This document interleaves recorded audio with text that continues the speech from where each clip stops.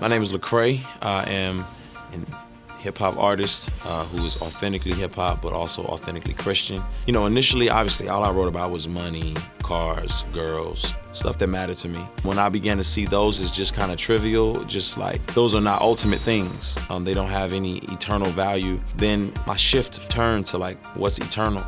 But it was just kind of difficult for me to like put it into words because I'm still learning. It's like, do I just write a whole verse of the Bible in a rhyme? Like, how does this work? So I didn't grow up with any particular view of God. I mean, for the most part, an atheist. I really didn't know if there was a God, and I really didn't investigate, really.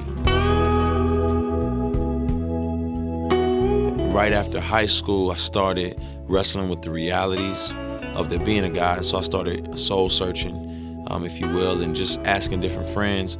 And I remember I had a friend who said, man, there's no God, there's just us. And that thought really scared me because I was, here I am, I'm graduating high school, and I just felt the weight of responsibility on my shoulders for my life. And I just thought, if it's only me, I don't know what the heck I'm doing. It just kind of made me panic and start investigating, man, wait, is there a God, and who is this God? The message I heard was really kind of preached out of 1 Corinthians when Paul says, do you know that you have been bought with the price? I guess the basis of it was just kind of like me wrestling with significance and why would I be bought with the price? You know, I didn't grow up with my biological father. I really didn't fit in anywhere, just kind of being this misfit and feeling insignificant. And then to know that I was bought with the price was like mind-blowing to me. And so just hearing the story of Jesus walking up the mountain and carrying his cross to die because of what I've done was really like, wow, and that really rocked me.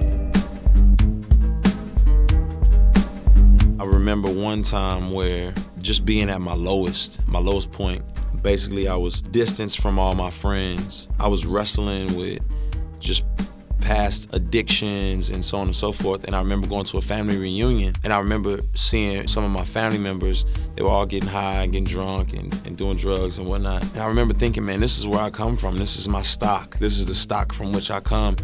I guess it's just who I am. Why am I trying to fight it? Like, why don't I just be this? And I just felt low, like my significance is only what I've seen. They say you can only be what you see. You can only become what you've beheld. But then it was like the Lord just came and comforted me and said, no, you have a new family now. Not any diss on that family, but you're a part of a new family. You're adopted into this new family that is royalty, that is eternal, and that is big and significant. And just my faith and my hope in that reality got me through that tough time when I was just wrestling through, man. I mean, what's the point? Like, why am I trying to be something I'm not? And God has called me to be way more than I could have ever imagined, so.